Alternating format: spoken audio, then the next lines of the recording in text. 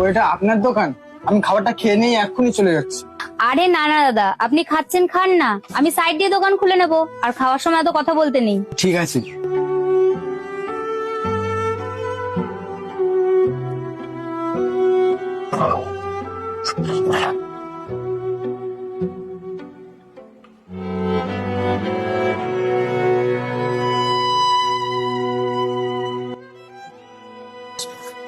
ওনার মনে হয় জলটা শেষ হয়ে গেছে, ওনাকে জলটা দিই।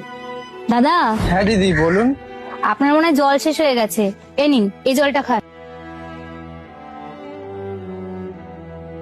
অসংখ্য ধন্যবাদ দিদি আপনাকে। আপনার বোতলটা দিন, আমি বাড়ি থেকে জল ভরে এনে দিচ্ছি আপনাকে। না না দিদি লাগবে না, আমার জল টেস্টটা পেয়েছিল, আপনি দিলেন ওইটুকুনি ঠিক আছে। আমি সামনে কোথাও থেকে ভরে নেবো। আরে দাদা, আপনাকে দেখে তো খুব সাদাসিধে মনে হচ্ছে। এখনকার দিনে তো এরকম মানুষ পাওয়াই যায় না। আর ব্যবসা করতে গেলে কিন্তু চালাক হতে হয়।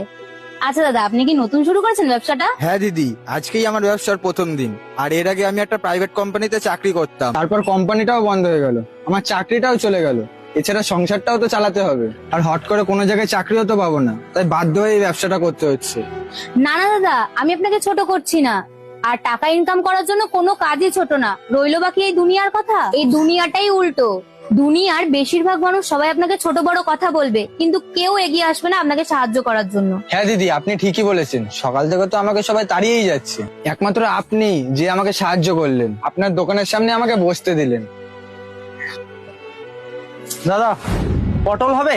হ্যাঁ দাদা হবে। পটল, কুমড়ো আর টমেটো যা আছে সব দিয়ে দেন আপনি।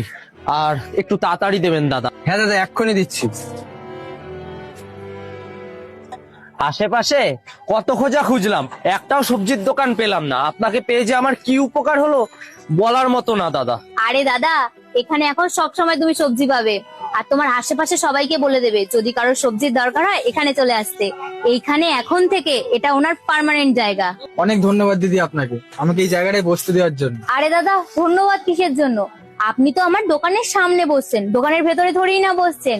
আর বাকিটা তো ভগবানের ইচ্ছা, উনি যদি চায় তাহলে সব ভালো হবে, বুঝলেন? হ্যাঁ দাদা, আমার সবজিগুলো তাড়াতাড়ি দিন। হ্যাঁ দাদা এক্ষুনি দিচ্ছি।